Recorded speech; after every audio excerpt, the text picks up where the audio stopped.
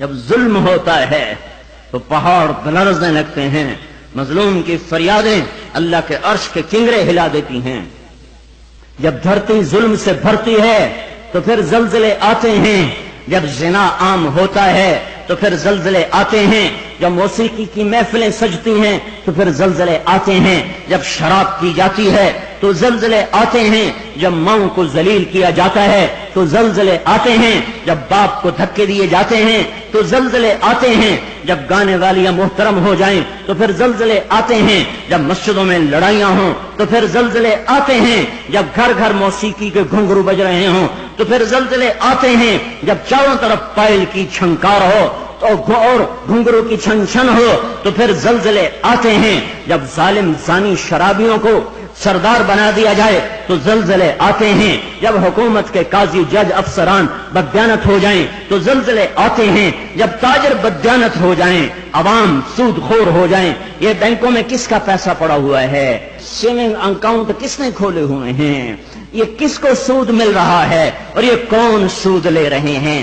اور جب تاجر بددیانت ہو جائے تو زلزلے آتے ہیں، جب جوئے پر ساری قوم لگ جائے، جب انعامی بانڈ خرید کر دعائیں مانگی جائیں کہ میرا بانڈ نکل آئے، او ظالم ظالم ظالم کیا کہہ رہے ہو، کیا کر رہے ہو؟ اللہ کی حرام کردہ چیز اللہ سے مانگ رہے ہو۔ اللہ نے کہا جوا حرام، اور یہ کہا اللہ کرے میرا بانڈ نکل آئے، میرا بانڈ نکل آئے، پھر جوئے پر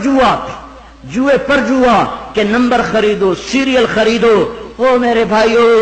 جب ایسے سرعام جوا ہوگا تو زلزلے آئیں گے، جب سرعام لڑکیاں ناچیں گی تو زلزلے آئیں گے، جب تاجر بددیانت ہوں گے تو زلزلے آئیں گے، اور جب مالدار بخیل ہو جائیں گے اور زکات دینا چھوڑ دیں گے تو زلزلے آئیں گے، اور جب علماء کے قلم اللہ کی بجائے مخلوق کی طرف اٹھیں گے تو زلزلے آئیں گے، اور جب ماؤں کے آنسو پوچھنے کے لیے اولاد کے پاس وقت نہ ہوگا تو زلزلے آئیں گے، جب شراب پی جائے گی تو زلزلے آئیں گے، جب ریشم پہنا جائے گا اور سونے کو مرد بھی سونا ایسے استعمال کریں گے جیسے عورتیں استعمال کرتی ہیں تو پھر زلزلے آئیں گے۔ یہ میرے نبی کی سچی خبریں ہیں اور یہ سب کچھ ہو رہا ہے۔ میں آپ سارے بھائی، زمین کی صفائی کا وقت آ چکا ہے، جب گٹر ابلتے ہیں تو پھر کمیٹی والوں کو بلایا جاتا ہے، ہمارا گٹر بند ہو گیا ہے، صاف کرو۔ جب تک گندگی اندر چلتی رہتی ہے کوئی شور نہیں مچتا، جب گندگی باہر ابل کے آتی ہے پھر بلایا جاتا ہے، صاف کرو، نالیاں سیدھی کرو۔ جب تک بدماشی اور عیاشی چار دیواری کے اندر اور چھت کے اندر ہوتی ہے میرا اللہ بھی درگزر کرتا ہے، لیکن جب وہ ابل کے